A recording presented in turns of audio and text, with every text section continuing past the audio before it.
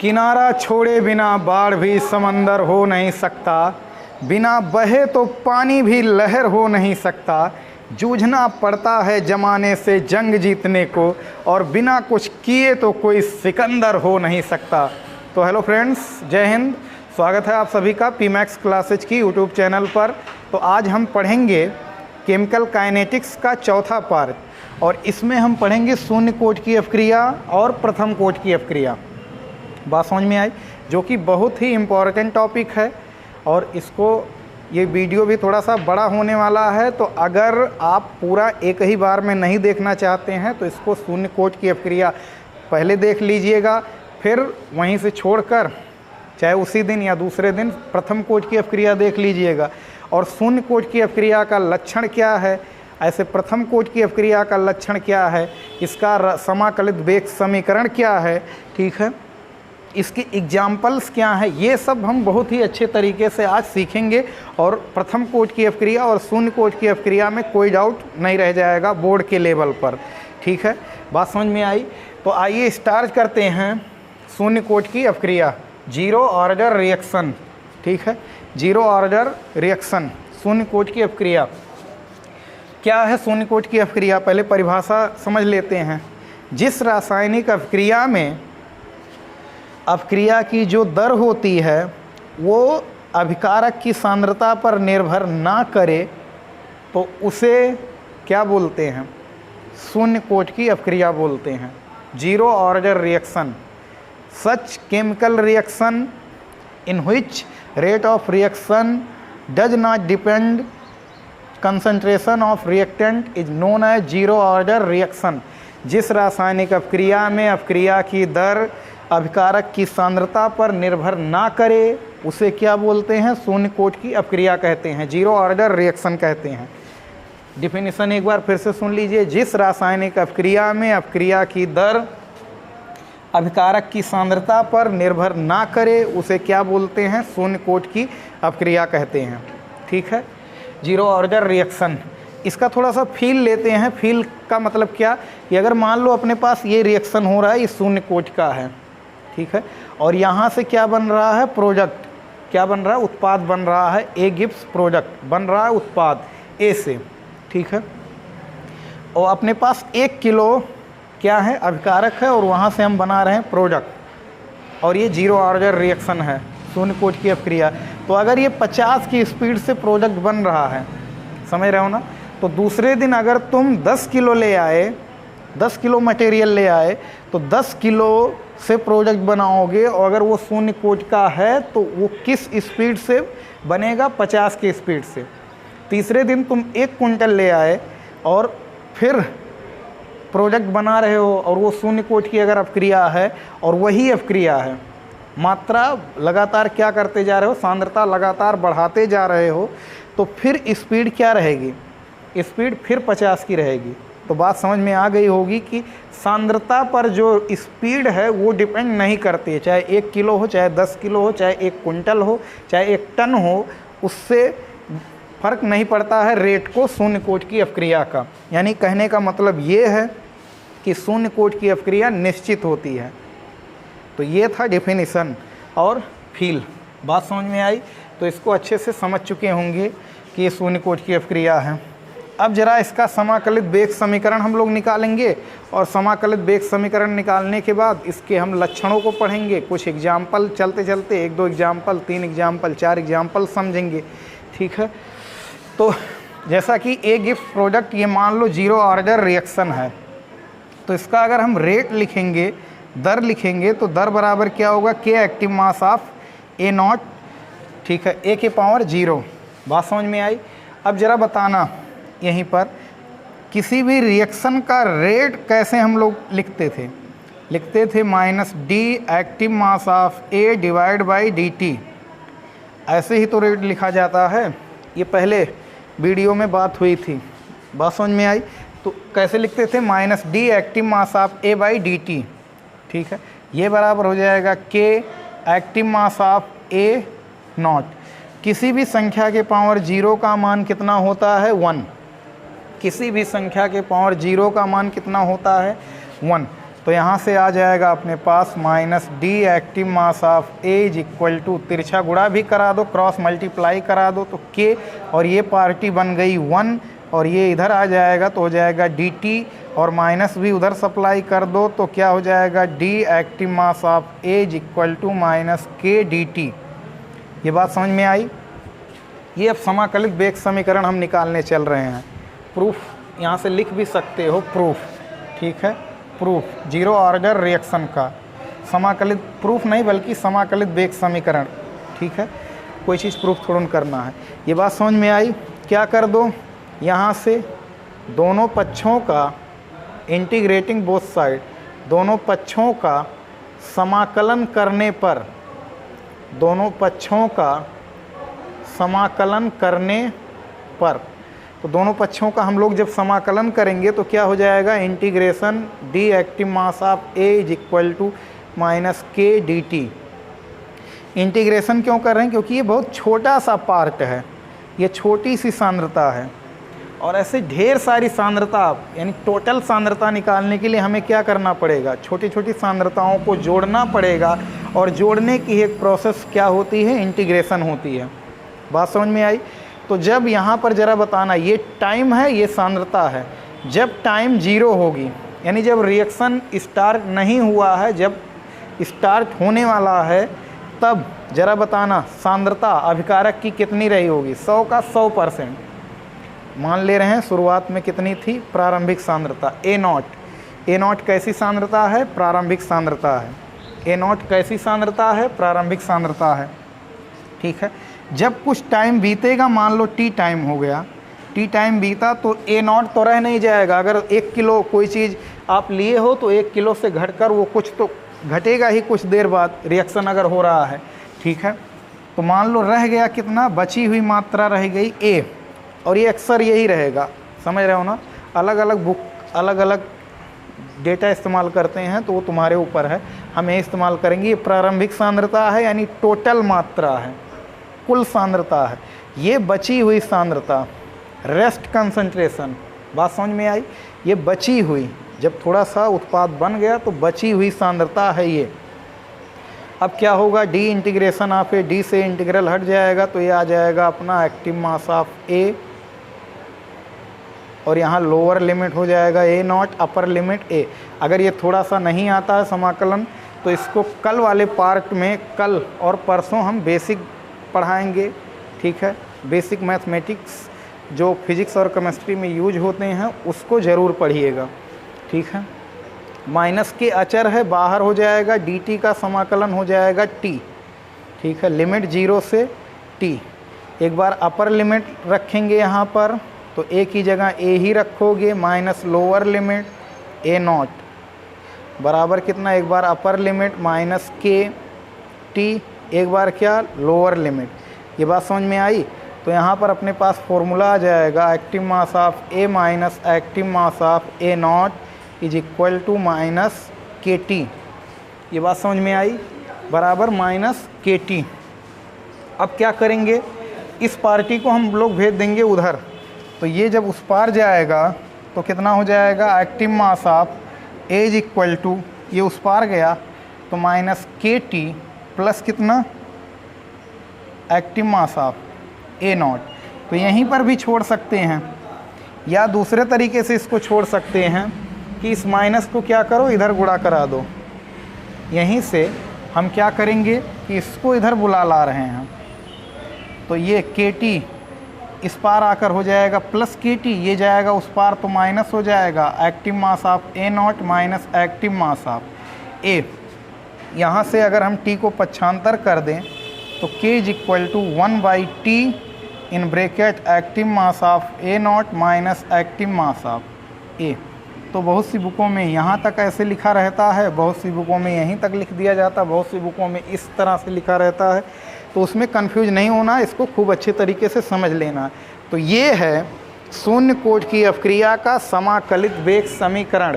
के क्या है, वेग स्थिरांक, टी क्या है, टाइम, ए नॉट क्या है, प्रारंभिक सांद्रता, ए नॉट क्या है, प्रारंभिक, और ये डब्बा लगा तो कंसंट्रेशन बता रहा है, सांद्रता बता रहा है। ये क्या है, बची हुई सांद्रता। तो इस तरह से न्यूमेरिकल अगर आएगा शून्य कोट की अपक्रिया पर, तो इस फॉर्मूले से उस न्यूमेरिकल को इजीली सॉल्व कर सकते हो। तो ये बात समझ में आई ना?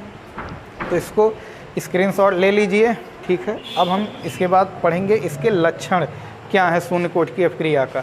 2 बार डेरिवेशन कर लीजिए। तो इस तरह से, तो ये फॉर्मूला याद रखे रहना। इसको मिटा रहे हैं।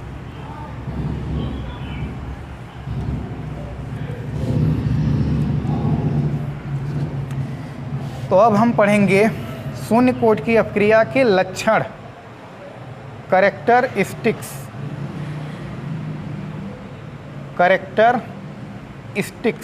लक्षण, इसके लक्षण क्या क्या हैं?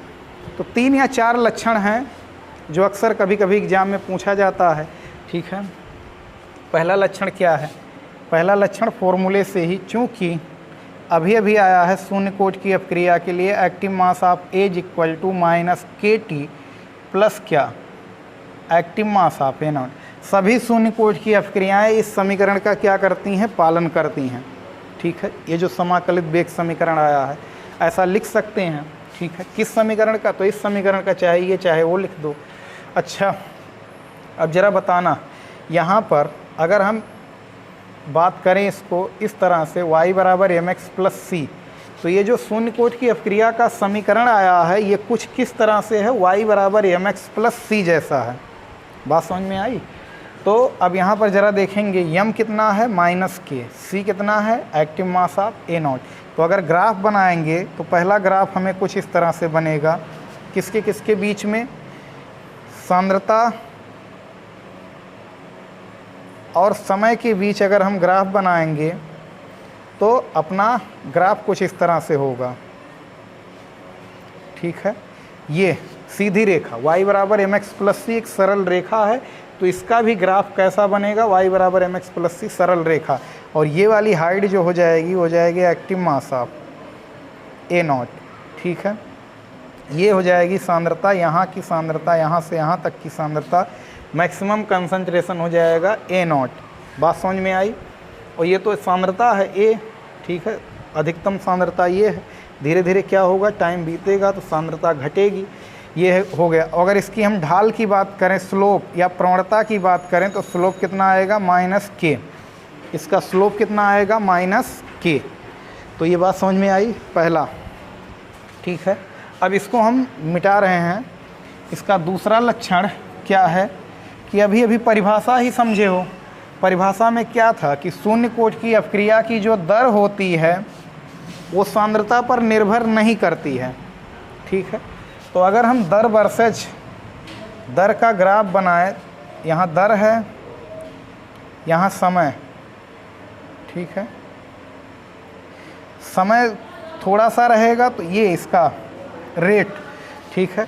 समय बीतेगा तो ये नहीं कि दर बढ़ जाएगा, समय और बीतेगा दर वही रहेगा, समय और बीतेगा हाइट बार बार सेम मिल रही है। इससे ये पता चल रहा है कि समय बीतने के साथ साथ जो रेट ऑफ रिएक्शन है वो बदल नहीं रहा है। इसको सांद्रता भी तुम लिख सकते हो, ठीक है। यानी एक बार जो रेट पता चल गया वो रेट हमेशा कांस्टेंट रहेगा, ठीक है। तो ये दोनों लक्षण समझ में आए।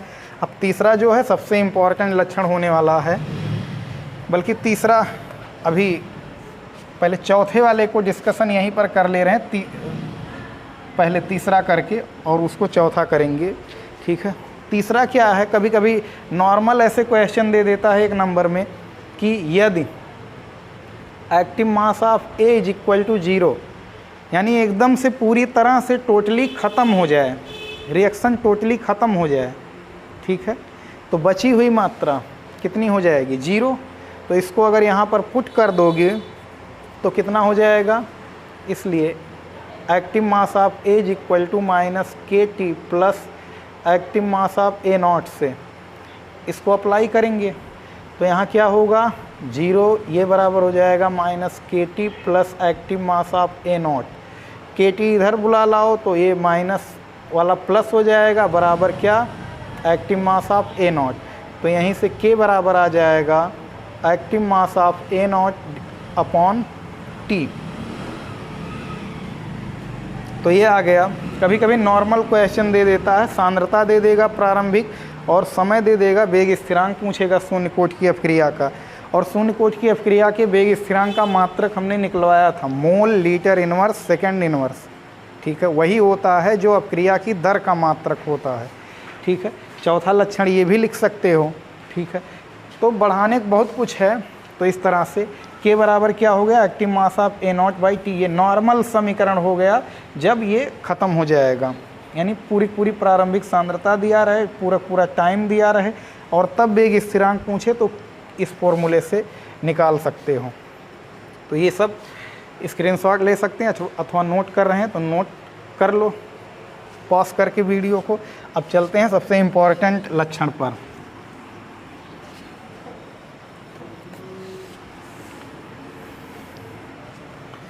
इसका सबसे इम्पोर्टेंट लक्षण है चौथा। ठीक है, चौथा लक्षण क्या है, अर्धायुकाल। शून्य कोटि की अपक्रिया का हाफ टाइम पीरियड क्या होता है, तो ये समझेंगे हम। अर्धायुकाल, अर्ध आयुकाल, हाफ टाइम पीरियड।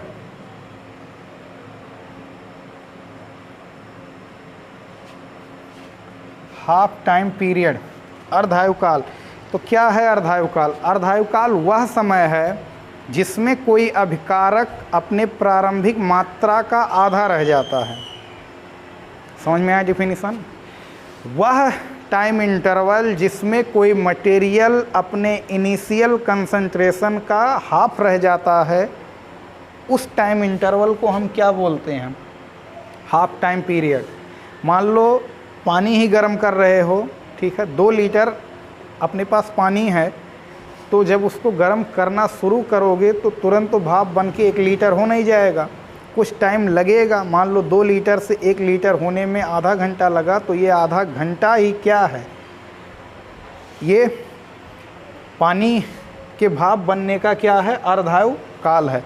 तो इस तरह से तो रेडियो एक्टिव पदार्थों का अर्धायुकाल, यूरेनियम वगैरह का अर्धायुकाल क्या होता है, बहुत ही अधिक होता है इन सब का। तो आगे वो रेडियो एक्टिविटी में पढ़ेंगे फिजिक्स में। तो अर्धायुकाल वह समय अंतराल है जिसमें कोई अभिकारक अपनी प्रारंभिक सांद्रता की आधी मात्रा रह जाती है। जिस समय अंतराल में कोई अभिकारक अपनी प्रारंभिक सांद्रता का आधा रह जाता है या आधा विघटित हो जाता है, उसे हम क्या बोलते हैं, अर्धायुकाल। अर्धायुकाल को लिखते हैं हम लोग T हाफ से, किस अक्षर से, तो इसके लिए एक नया रिप्रेजेंटेशन आ जाएगा, क्योंकि ये थोड़ा सा विशेष टाइम इंटरवल है और स्पेशल लोगों के लिए स्पेशल थोड़ा खातिरदारी होगी, तो ये T हाफ हो जाएगा। अब ज़रा बताना, अभी अभी समीकरण आया था अपने पास, एज इक्वल टू क्या, minus KT plus active mass of A0। बात समझ में आई? जब T is equal to T half, जब समय T हाफ के बराबर हो यानी अर्धायुकाल के बराबर हो, तब ज़रा बताना, तब एक्टिव मास ऑफ A के बारे में क्या ख्याल है? क्या ये एक्टिव मास ऑफ A0/2 होगा, आधा होगा? प्रारंभिक सांद्रता की क्या हो जाएगी, आधी। यानी शुरू में अगर 100 किलो है तो T हाफ वाले टाइम पर वो कै किलो रह जाएगा, 50 किलो रह जाएगा। अब इसको वैल्यू यहाँ पर पुट कर दीजिए, तो A की जगह रख देंगे A0/2 प्लस बराबर माइनस KT की जगह आप T नहीं T हाफ, और ये तो अपना सरकारी एक्टिव मास ऑफ A0। बात समझ में आई? तो इसको इस पार बुला लो, उसको उस पार ले जाओ, तो क्या हो जाएगा, KT half is equal to active mass of A0, ये पार्टी इस पार गई तो एक्टिव मास ऑफ A0/2। ठीक है, यहाँ पर तो क्या हो जाएगा, K is equal to T half को अगर नीचे भेजना चाहते हो, अभी रहने दो, पहले ये लास LCM लेंगे, लासा लेंगे, तो ये 2 यहाँ आएगा और 2 में से 1 घटेगा, तो ये आ जाएगा एक्टिव मास ऑफ A0/2। ठीक है, active mass of A0/2। T half को नीचे भेज दो, K को नीचे भेज दो, sorry, T half is equal to क्या हो जाएगा, active mass of A0/2 K। तो ये आ गया शून्य कोटि की अपक्रिया का 0 ऑर्डर रिएक्शन के लिए अर्धायुकाल का व्यंजक आ गया। अर्धायुकाल T हाफ और ये क्या है, सांद्रता। यानी क्या देख रहे हैं यहाँ पर, एक बड़ा ही इम्पोर्टेंट कंक्लूजन निकल कर आ रहा हो। ये अक्सर कई बार 1 नंबर में पूछा भी जाता है कि अर्धायु काल का जो शून्य कोटि की अपक्रिया का जो अर्धायु काल होता है वो अभिकारक की प्रारंभिक सांद्रता पर निर्भर करता है, समानुपाती होता है। बात समझ में आई? शून्य कोटि की अपक्रिया का अर्धायु काल अभिकारक की सांद्रता पर निर्भर करता है, और जबकि दर निर्भर नहीं करती है। ठीक है, तो ये डिफरेंस है, ये कांस्टेंट है, ये कांस्टेंट है, ये तो फिक्स क्वांटिटी है, ये भी फिक्स क्वांटिटी है। हटाओगे तो क्या आ जाएगा? टी हाफ प्रोपोर्शनल टू ए, यानी अर्धायुकाल जो होता है शून्य कोटि की अपक्रिया का वो इनिशियल कंसंट्रेशन पर डिपेंड करता है, इनिशियल कंसंट्रेशन पर डिपेंड करता है हाफ टाइम पीरियड। ठीक है, तो ये था चौथा लक्षण जो कि इम्पॉर्टेंट था, 1 नंबर में अक्सर यहाँ से क्वेश्चन बनता है। ठीक है, और अर्धायुकाल वाला अगर कोई क्वेश्चन है बुक में तो उसको इस पर लगा सकते हो। ये प्रारंभिक सांद्रता, ये वेग स्थिरांक है, ये अर्धायुकाल है। ठीक है, तो ये लक्षण आई होप समझे होंगे। अब इसके हम थोड़ा सा एग्जाम्पल समझ लेते हैं।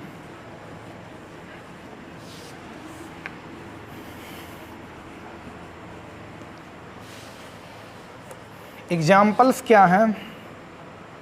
पहला एग्जाम्पल है H2 और Cl2 का प्रकाश संश्लेषण, यानी जब प्रकाश की उपस्थिति में ये रिएक्शन होता है तो बनता है 2HCl।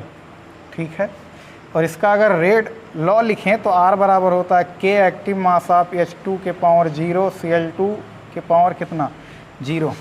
इसका रेट लॉ एक्सपेरिमेंटली ये देखा गया है, प्रयोग करके देखा गया कि इसका रेट लॉ क्या होता है, K active mass of H2 के power 0 active mass of Cl2 के पावर कितना 0। तो जो रेट है क्या वो अभिकारक की सांद्रता पर डिपेंड है? आंसर है नहीं। ठीक है, तो शून्य कोटि की अपक्रिया है। दूसरा क्या है? दूसरा है NH3 का प्लेटिनम उत्प्रेरक की उपस्थिति में अपघटन, तापीय अपघटन। तो यहाँ पर क्या हो जाएगा, NH3 को जब प्लेटिनम उत्प्रेरक की उपस्थिति में 1000 डिग्री सेल्सियस पर गर्म करोगे तो ये बनता है नाइट्रोजन गैस, और कौन सी गैस? Hydrogen gas. बैलेंस करने के लिए यहाँ 2 से गुणा, यहाँ 3 से गुणा ऑलरेडी कर दिए हैं।